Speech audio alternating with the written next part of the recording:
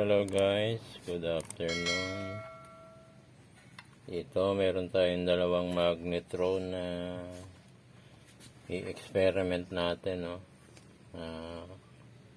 Nakikita naman napakadali, madami ng lumabas sa mga video nito. So ito lang lagi ang nasisira itong condenser. Yan. Yun, 1.2. 1.2 sayad. Ito ang sira.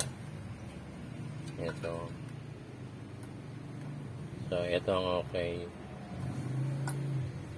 So, iwanan natin itong isa. Itong isa naman ito. Itong experiment natin, ha. Tingnan natin to kung anong mangyari sa atin. So, iangat natin to. Tatanggalin natin to. Kusisain natin ang loob.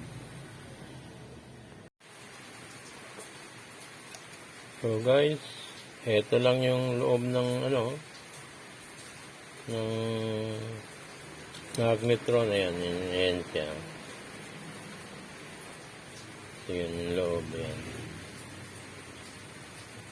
So ito lang yung capacitor ng dalawa, yan.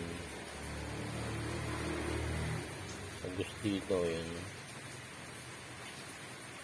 So ang nasunog, yung sumayad, ito, yan, o. Yan lang yan.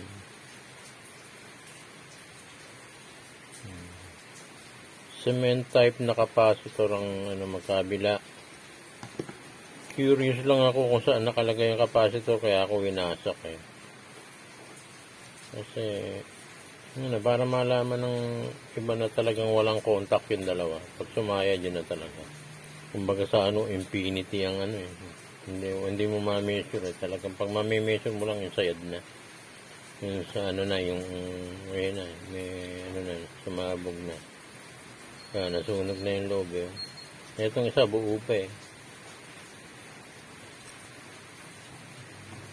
Yun lang. So guys, thank you for watching. Naging lang tayo. Usi, alam mo naman ang Pinoy. Usi sera. Yung ganyan lang ang laman.